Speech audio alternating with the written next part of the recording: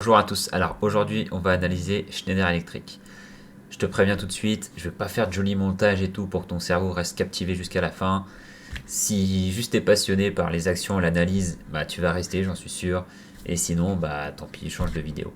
Parce que j'ai pas envie de faire un montage qui dure des heures pour captiver trois personnes, donc voilà. Alors, nous voici sur le graphique sur Schneider Electric. Donc on voit bien une tendance haussière depuis des années et des années, hein. Ce qui s'est passé, c'est qu'ici, on a fait hop, un petit retracement, on est passé en dessous de la moyenne mobile et on est venu casser ce précédent haut ici. Moi, ce que j'ai fait, c'est que j'ai acheté juste ici, en fait, parce que j'ai vu qu'ici, on avait une belle zone.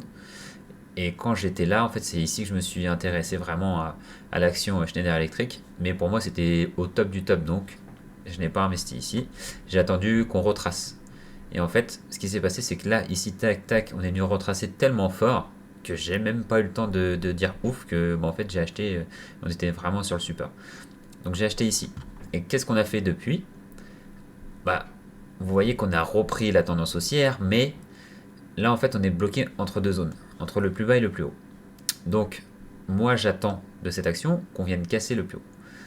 Après, si on vient casser le plus bas et on vient casser la moyenne mobile, parce que là, vous voyez, on l'a cassé, mais on l'a réintégré aussitôt.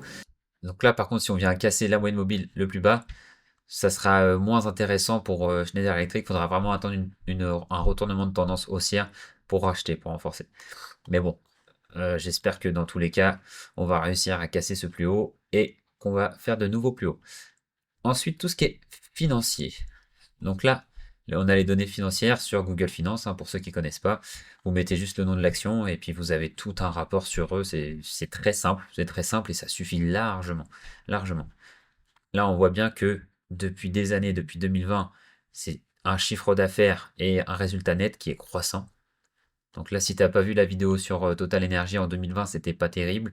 Et après, ça allait. Et en 2024, il y a eu une petite baisse. Que là, Schneider Electric, tu vois, ça fait que des plus hauts. Donc là, on est à 2 milliards, 3 milliards, 3 milliards 4, 4 milliards et 4 milliards 2. Donc on est vraiment en constante augmentation du chiffre d'affaires et du bénéfice. Sur tout ce qui est après les chiffres, etc. Charges d'exploitation, tout ça, moi, je regarde pas trop, la trésor, la machin, tout ça. Je regarde pas trop parce que c'est des chiffres qu'on peut pas falsifier, mais on peut jouer avec. On peut jouer avec les chiffres. J'avais lu un livre sur la bourse où il disait tout ce qui était comptabilité, ça peut être modifiable.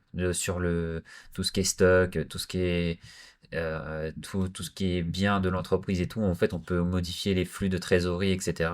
On peut modifier, et c'est légal, hein, mais c'est juste que on peut jouer avec. On peut jouer avec la comptabilité. C'est pour ça que moi, tous les chiffres là, je ne regarde pas, je regarde vraiment le chiffre d'affaires et le résultat net. C'est ça qui fait vivre une entreprise et c'est ça qui fait vivre les salariés et qui fait augmenter l'action et qui fait que ça attire de plus en plus d'investisseurs.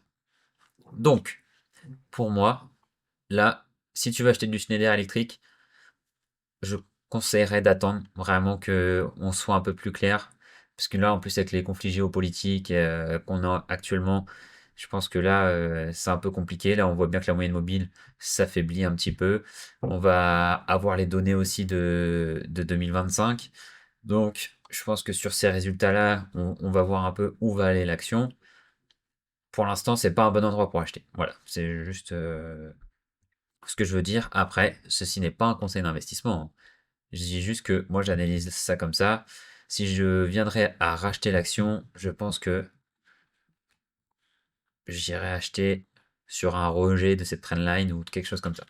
Mais pour l'instant, j'ai un bon point d'entrée qui est ici.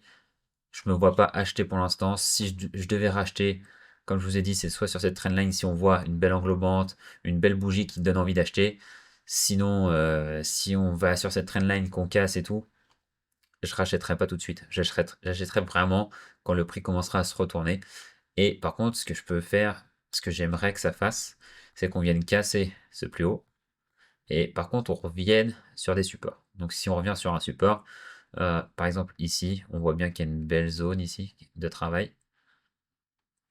Donc si on vient casser, on confirme la cassure de ce niveau-là, on peut venir aller rechercher, retester le support ici pour refaire de nouveaux plus hauts.